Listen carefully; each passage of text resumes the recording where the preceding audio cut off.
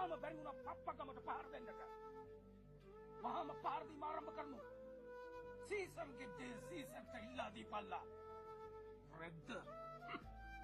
ඉම්පප්පේ ඇහුණා නේද? රෝමන් කාර්යෝ ළඟටම ඇවිල්ලා. සීසර් ඇවිල්ලා වගේ නේද? මෙසාරේ පරාද වෙනවද? මොකද කරන්නේ අපි?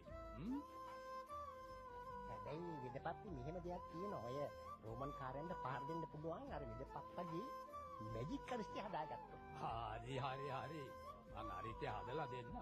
හැබැයි ඉතින් මේ වයසට මට බෑ කැලේ ගිහිල්ලා මේ ඖෂධ හොයාගන්න.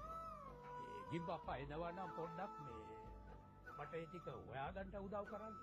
අනේ මේ විදපත්ති මට ඔය විදපප්පත් කැලේ රින්ගන්න බෑ වැඩක් නෑ. කැලේට ආවා කියලා ඔයා මට මැජික් කරිස්ටි බොන්න දෙන්නෙත් නෑ. ඒ ඉතින් මගේ වැරද්දක් නෙවෙයි.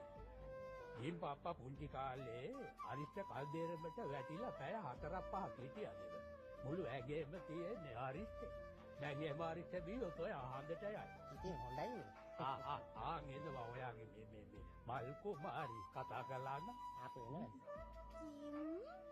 මං උදේ පාන්දරම ඔයාට ලස්සන මල් පොකුරක් අරන් ආවා.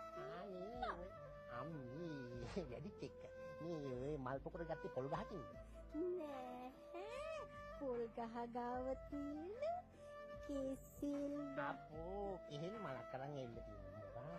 මොනවද නෑ. ඔයා ඉතින් මට කතා කරන්න දෙන්නේ නෑනේ. කෙහෙල් මලක් නෙමෙයි. කෙහෙල් ගාව තියෙන රෝස පඳුරේ රෝස මලක්. රෝස මලක්ද? හරි. ඔයා එහෙනම් ওই රෝස මල ලස්සනට කුණ්ඩේ ගහගන්න. මේ ගිම්පප්පේ මොකද මේ? අනේ තරු පහක් නේද මේ?